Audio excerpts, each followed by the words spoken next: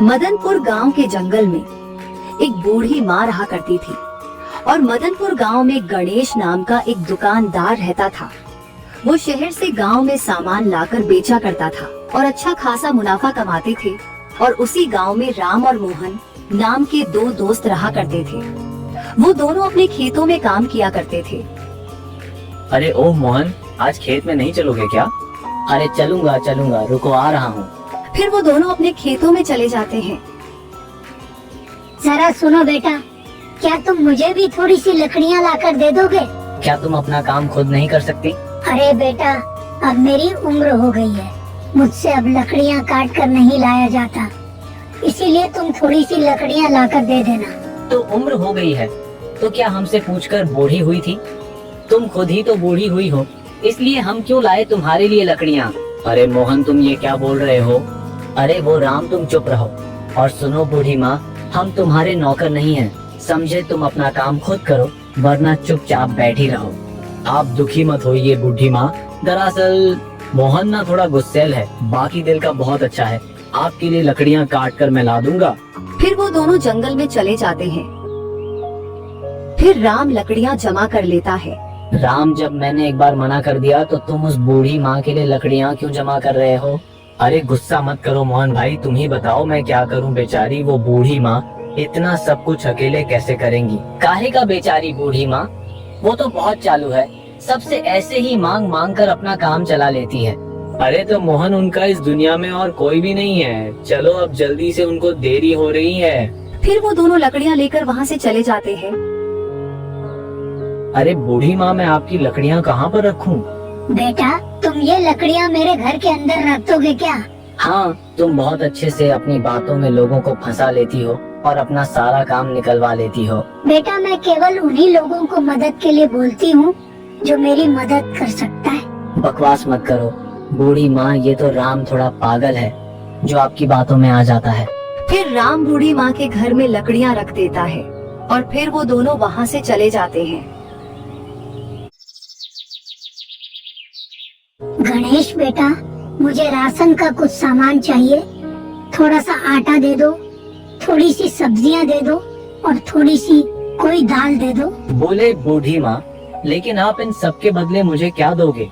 क्या आपके पास पैसे हैं? गणेश बेटा, तुम्हें तो पता ही है मेरे आगे पीछे कोई भी नहीं है, तो भला मेरे पास पैसे कहाँ से आएंगे, लेकिन मैं तुम्हें आशीर्वाद जरूर दे सकती हूँ। बूढ़ी माँ, आप मुझे माफ कीजिए, मैं बड़ों का आदर करता हूँ, इसीलिए मैंने पहले आपको सामान दे दिए थे। लेकिन बूढ़ी माँ, अब तो मैं बिना पैसों के सामान बिल्कुल नहीं दे सकता हूँ। इस बार ये सब संभव नहीं है।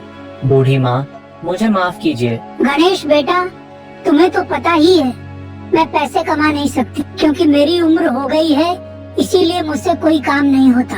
इसीलिए तुम ही बताओ मैं पैसे कहाँ से लेकर आऊँ? बूढ़ी माँ, मैं भी तो मेहनत करके ही खाता हूँ। लेकिन बूढ़ी माँ जी, अगर सामान बेचकर पैसा ना मिला तो मेरा घर कैसे चलेगा? मुझे माफ कीजिए बूढ़ी माँ। गणेश की ऐसी बातें सुनकर बूढ़ी माँ वहाँ से चली गई। फिर अगले दिन सुबह होने पर बूढ़ी माँ फिर से गणेश की दुकान पर जाती है, तो बूढ़ी माँ को देखकर गणेश बहुत गुस्सा हो जाता है। बूढ़ी माँ, आप फिर से आ गई यहाँ, पर मैंने आपको कल ही तो मना किया था कि मैं बिना पैसों के कोई सामान नहीं दूंगा। अरे अरे बेटा रुको, मैं आज तुम्हें देने के लिए कुछ लेकर आई हूँ। फिर बूढ़ी माँ उसे एक सोने का सिक्का दे देती। अब तुम मुझे सब सामान दे सकते हो ना? हाँ हाँ बूढ़ी माँ, क्यों नहीं, ये तो सोने का सिक्का है। कहाँ मिला बूढ़ी माँ आपको? अब आपको जो भी चाहिए मैं आपको वो सब दे दूंगा। फिर बूढ़ी माँ सामान लेकर वहाँ से चली जाती है और ऐसे ही कई दिन बीत जाते हैं। फिर एक दिन मोहन गणेश के यहाँ जाता है। अरे क्या हुआ गणेश भाई, वो बूढ़ी माँ तुमसे आज भी मुफ्त में सामान ले गए? क्या तुम सब लोग पता नहीं क्यों पागल हो, जो सब उन्हें ऐसे ही सामान दे देते हो? अरे नहीं नहीं मोहन भाई, वो बूढ़ी माँ मुझे रोज एक सोने का सिक्का देकर जाती हैं और उसके बदले थोड़ा ही सामान लेकर जाती हैं। मैं उन्हें कुछ भी मुफ्त में नहीं देता। ये तुम क्या कह रहे हो? उनके पास सोने का सिक्का कहाँ से आएगा?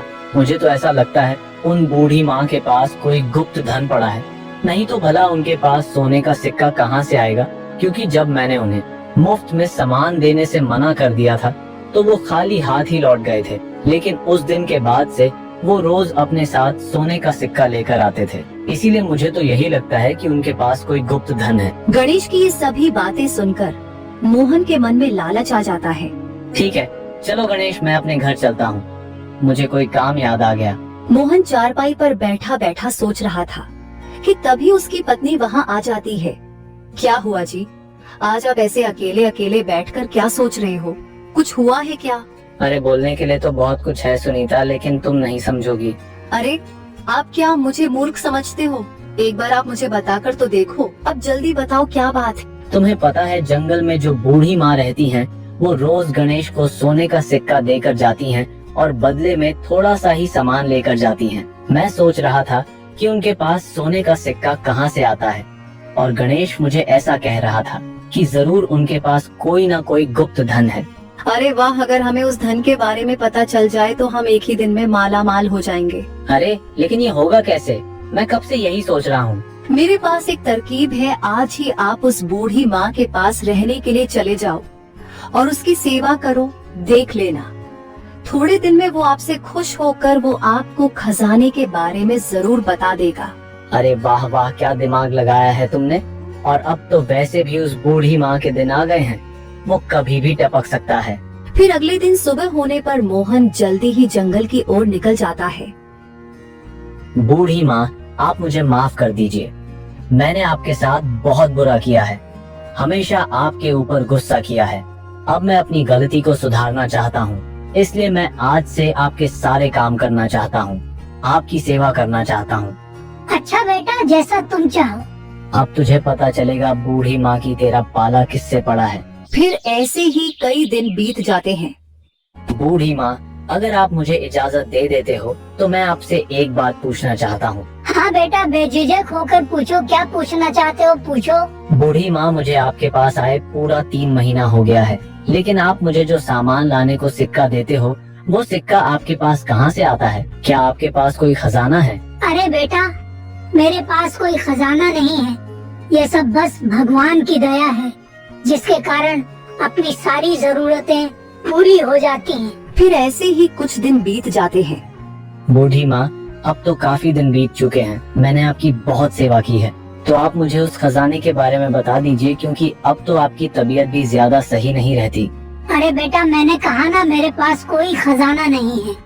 मेरे ऊपर बस भगवान की दया है, भगवान का आशीर्वाद है, क्योंकि भगवान इंसान को उसके कर्मों के अनुसार ही फल देता है।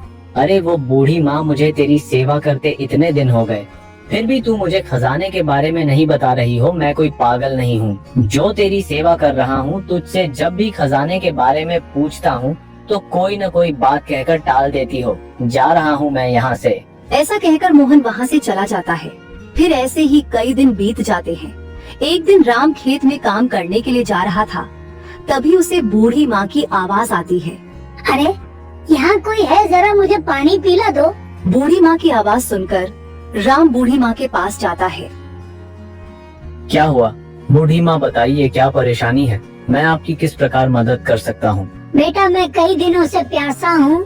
मेरी अब तबीयत बिल्कुल भी ठीक नहीं है, मुझसे बिल्कुल भी उठा नहीं जा रहा है, और मेरा पानी का मटका भी खाली है। तो तुम उसे नदी से भर कर ले आओ और मुझे पानी पिला दो, बहुत प्यास लग रही है। हाँ हाँ बाबा, मैं अभी लेकर आता हूँ। फिर राम घड़ा लेकर नदी की ओर चला जाता है और जल्दी से पानी भरकर वापस लौट जाता है और बूढ़ी माँ को पानी पिला देता है। तुम्हारा बहुत बहुत धन्यवाद राम बेटा, मैं कई दिनों से प्यासा था, तुम्ही ने मुझे पानी पिलाया है, और इस पूरे गांव में केवल एक तुम ही हो जो मेरी सच्चे मन से सेवा करते हो, मेरे हर काम में मेरी मदद करते हो। बाकी जो भी मेरी मदद करता है वो अपने स्वार्थ से करता है, लेकिन तुम बहुत अच्छे हो राम बेटा। इसीलिए मैं तुम्हें एक राज की बात बताना चाहती हूँ, क्योंकि मैंने तुम्हारे हाथ का पानी पी लिया तो पता नहीं मैं अब कब स्वर्ग की ओर चला जाऊंगा। मैं तुम्हें एक राज बताता हूँ। मेरे घर के पीछे वाले आंगन में एक बड़ा सा पेड़ है, उस पेड़ के नीचे एक जादुई टोकरी रखा हुआ है जो मैं तुम्हें भेंट देना चाहता हूँ। उसका तुम कभी भी दुरुपयोग मत करना और हमेशा ऐसे ही जरूरतमंद लोगों की मदद करते रहना, और इस बात का ध्यान रखना कि कभी भी लालच मत करना, वरना इस टोकरी का जादू तुम्हें बर्बाद कर देगा। जो भी होगा वो सब चला जाएगा। क्या जादुई टोकरी? अच्छा ठीक है बूढ़ी माँ, मैं कभी भी जरूरत से ज्यादा जादुई टोकरी का इस्तेमाल नहीं करूँगा और ना ही किसी और को करने दूंगा। और अभी आप चिंता मत कीजिए, आप तो अभी और लंबा जियोगे। ठीक है बेटा, अब तुम जाओ और जाकर उस जादुई टोकरी को जमीन से निकालो। फिर राम वहाँ से बूढ़ी माँ के घर के पीछे जाता है और वहीं पर खुदाई करने लगता है। तभी उसे मिट्टी में एक टोकरी दिखता है। अरे ये तो वही चमत्कारी टोकरी है, बूढ़ी माँ की बात बिल्कुल सच हो रही है। फिर राम टोकरी को लेकर अपने घर चला जाता है। अरे आ गया, मैं कब से आपकी ही राह देख रही थी। और ये टोकरी क्यों लेकर आए हो जी? अरे भाग्यवान, ये एक जादुई टोकरी है, हम इसमें जो कुछ भी डालेंगे वो चीज 3 गुनी हो जाएगी। ये क्या बोल रहे हो आप? क्या सच में ऐसा हो सकता है? आप यहीं रुकिए, मैं अभी आती हूँ। थोड़ी देर बाद राधा एक आलू लेकर आती है और उस टोकरी में डाल देती है कि तभी उस टोकरी में बहुत सारे आलू आ जाते हैं। दोनों ये देखकर बहुत हैरान हो जाते हैं। देखा भाग्यवान तुमने, ये सच में एक जादुई टोकरी है, हम इसमें जो चीज डालेंगे वो 3 गुनी हो जाती है। हाँ जी, आप बिल्कुल सही कह रहे हो। अब राम को जो कुछ भी चाहिए होता वो उस टोकरी में डाल देता और वही उसके सामने बहुत अधिक मात्रा में आ जाता। राम मटके को पाकर काफी खुश था। वो राम ना ही उस टोकरी का कोई गलत इस्तेमाल करता था। ऐसे ही कई दिन बीत जाते हैं। सुनो जी, मैंने आज टोकरी से बहुत सारे सब्जी निकालने हैं। आज से आप सब्जी बेचने का ही काम करोगे। तुम सही कहती हो राधा, मुझे इस तरह खेतों में काम करने नहीं जाना पड़ेगा। फिर राम सब्जी लेकर बाजार में बेचने के लिए चला जाता है। अरे गणेश भाई, तुम मेरे सब्जी लोगे? अरे राम, लेकिन तुम तो दूसरों के खेतों में काम करते हो, तो आज सब्जी कैसे बेच रहे हो? अरे तुम एक व्यापारी हो तो तुम आम खाओ ना, गुठली के बारे में क्यों पूछ रहे हो? तुम्हें लेना है तो लो, वरना मैं किसी और के पास चला जाता हूँ। अरे नहीं नहीं, तुम किसी और के पास क्यों जाओगे? तुम मुझे ही ये सारे सब्जी दे दो। फिर राम गणेश को सब्जी दे देता है और पैसे लेकर वहाँ से चला जाता है। फिर ऐसे ही कई दिन बीत जाते हैं। और भाई गणेश, क्या हाल है तुम्हारे? मैं तो अच्छा हूँ मोहन भाई, लेकिन मुझे एक बात बताओ, क्या तुम दोनों ने खेतों में सब्जी लगाया है? अरे गणेश भाई, तुम क्या बोल रहे हो? तुम्हें तो पता है हम दोनों दूसरे के खेतों में काम करते हैं, और तुम ऐसा क्यों पूछ रहे हो? अरे कुछ नहीं, राम रोज मेरे पास सब्जी बेचने के लिए आता है, लेकिन जब मैंने उसको पूछा कि वो सब्जी कहाँ से लेकर आता है तो उसने मुझे नहीं बताया और कहने लगा कि गणेश भाई, तुम आम खाओ गुठलियों से, तुम्हें क्या करना है? अच्छा तो ये बात है, वो इसीलिए कई दिनों से मुझे खेतों में काम करने के लिए मना कर रहा है। वो मेरे साथ काफी दिनों से खेत में काम करने नहीं जा रहा। तुम्हें पता है मोहन, जंगल वाले बूढ़ी माँ का देहांत हो गया है। लगता है बूढ़ी माँ ने राम को कोई खजाना दे दिया है, इसलिए वो इतने सारे सब्जी लाकर बेच रहा है। अरे क्या हुआ मोहन भाई, कौन सी सोच में डूब गए हो?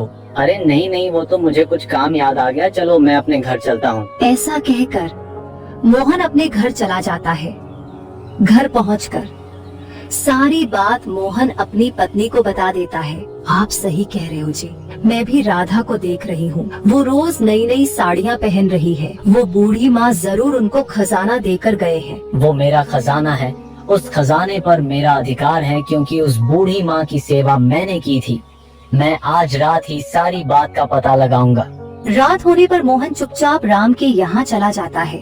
वो खिड़की से सब दिखने लगता है। सुनो भाग्यवान, आज मैं बाजार से कई चीजें थोड़ी थोड़ी लेकर आया हूँ, तो तुम अपने जादू टोकरी में डालकर उनको दुगना कर लो, क्योंकि कल मैं गरीबों को खाना खिलाना चाहता हूँ। ये तो आपने बहुत ही अच्छा सोचा है, मैं अभी सबको दुगना कर देती हूँ। फिर राधा जैसे ही टोकरी में आलू डालती है तो वैसे ही आलू दुगने हो जाते हैं और ये सब बाहर से मोहन देख लेता है। कर लो बेटा, आज तुम्हें जो करना है, आज के बाद तुम्हारे पास ये टोकरी नहीं रहेगा। थोड़ी देर बाद जब राधा और राम सो जाते हैं तो मोहन चुपके से वो टोकरी चुरा लेता है और अपने घर चला जाता है। देखो देखो सुनीता, ले आ गया मैं जादुई टोकरी, तुम अब इसका कमाल देखो। फिर मोहन उस टोकरी में एक सिक्का डालता है तो वहाँ बहुत सारे सिक्के आ जाते हैं। अरे वाह, देखिए जी, हमारे पास कितने सारे सिक्के हो गए। अब तो हम इस गांव में सबसे अमीर हो जाएंगे और अब तो किसी में भी अपन से ऊंची आवाज में बात करने की हिम्मत नहीं होगी। और अब आपको किसी दूसरे के खेतों में काम नहीं करना पड़ेगा। अब तो अपन सारे घर के गहनों से बहुत सारे गहने बना लेंगे। हाय रे, अब तो हम बहुत माला माल हो जाएंगे। अब तो हमें अमीर होने से कोई नहीं रोक सकता। वो सब तो ठीक है सुनीता, अब तुम जल्दी से इस टोकरी को छुपा दो। अगर किसी ने देख लिया तो शामत आ जाएगी। फिर अगले दिन सुबह होने पर, अरे सुनिए जी, न जाने वो अपना जादुई टोकरी कहाँ चला गया, यही तो रखा था। ये सुनकर राम वहाँ आ जाता है। क्या हुआ भाग्यवान, आखिर कहाँ गया वो टोकरी? तुमने तो यही रखा था ना? हाँ जी, मैंने यही रखा था, लेकिन अभी यहाँ नहीं है जी। हे भगवान, ना जाने वो जादुई टोकरी यहाँ से कौन चुरा कर ले गया। लेकिन जो भी लेकर गया है, बस वो चमत्कारी टोकरी का गलत इस्तेमाल ना करे। टोकरी के चोरी होने पर वो दोनों बहुत दुखी हो जाते हैं और उधर मोहन और सुनीता खुश हो रही थी। सुनो जी, जब तक हमारे पास बहुत सारा धन जमा नहीं हो जाता, जब तक हम इस जादुई टोकरी के बारे में किसी को नहीं पता लगने देंगे, हम इससे बहुत सारा धन जमा करेंगे। हाँ हाँ भाग्यवान, तुम बिल्कुल सही कह रही हो। फिर थोड़ी देर बाद वहाँ पर राम आ जाता है। मोहन आ जाओ, अपन दोनों को खेतों में काम करने के लिए जाना होगा।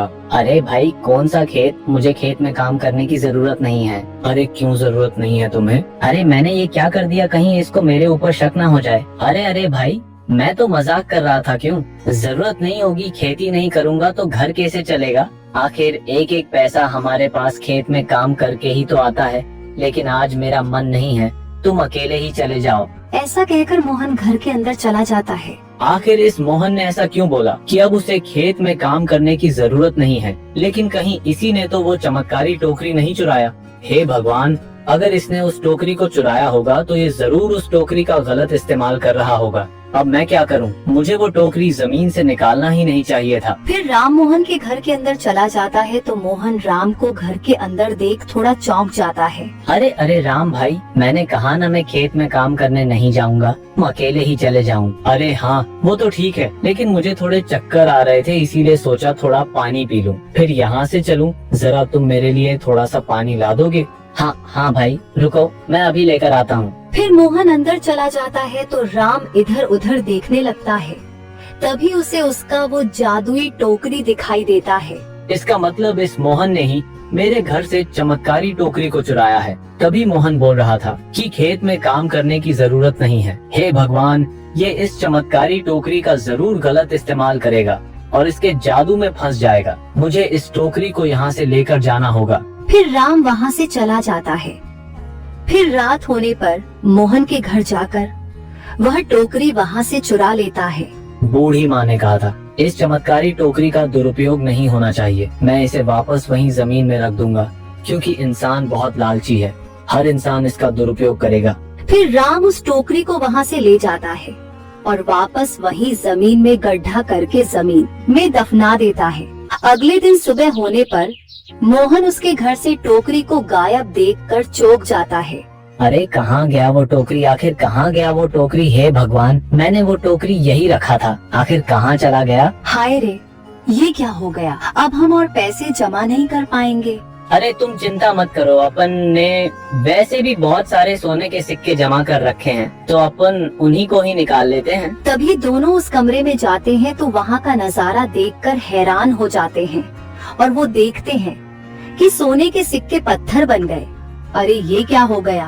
अपन ने तो यहाँ सोने के सिक्के रखे थे, यहाँ तो केवल पत्थर ही पत्थर पड़ा है। लगता उस टोकरी के यहाँ से जाते ही उसका सारा जादू भी खत्म हो गया, इसलिए ये सब पत्थर बन गए। तो दोस्तों, हमें इस कहानी से यही सीख मिलती है कि लालच का फल हमेशा बुरा ही होता है।